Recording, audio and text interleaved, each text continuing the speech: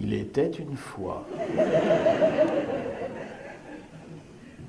Dans mon pays, la France, dans une région de mon pays, la France, qu'on appelle la Haute-Vienne, dans une ville de cette région, un tyran, qu'on appelle dans mon pays un grand-mère.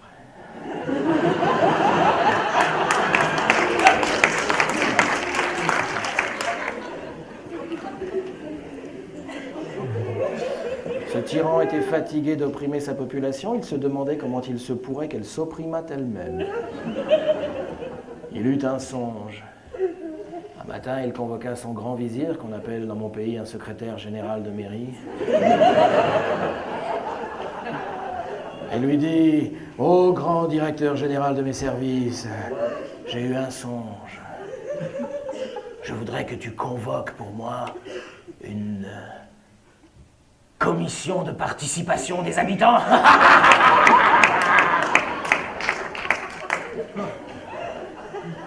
À ces mots terrorisés, le grand vizir eut les dents qui se choquèrent de peur. Dire mère grand, comme tu as de grandes dents. Oui, d'accord, mais si tu permets à ta population, est-ce que tu n'as pas peur que, oh, grand secrétaire général de mairie, comme tu m'écoutes bien, mais comme tu m'entends mal. Je ne t'ai pas parlé de ma population, je t'ai parlé d'une commission.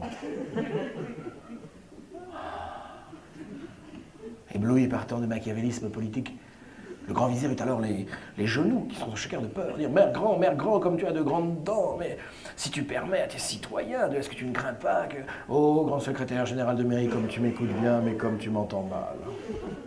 Je ne t'ai pas parlé des citoyens, je t'ai parlé des habitants.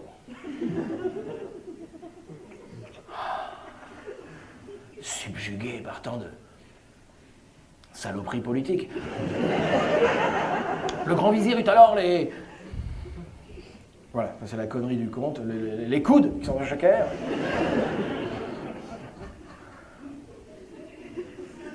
J'ouvre une parenthèse dans le spectacle, les savants américains, pléonasme,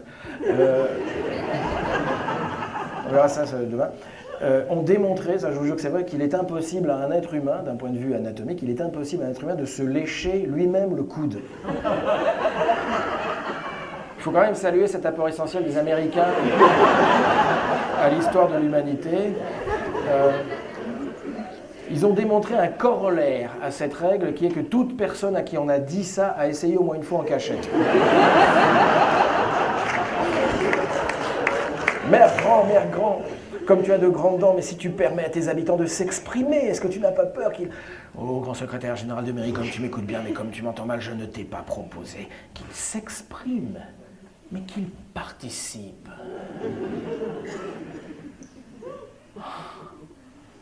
Et c'est ainsi, mesdames, messieurs, que dans cette ville de mon pays, la France, on n'entendit plus jamais parler des vrais problèmes des gens, etc. Bon, j'avais fait ça comme ça.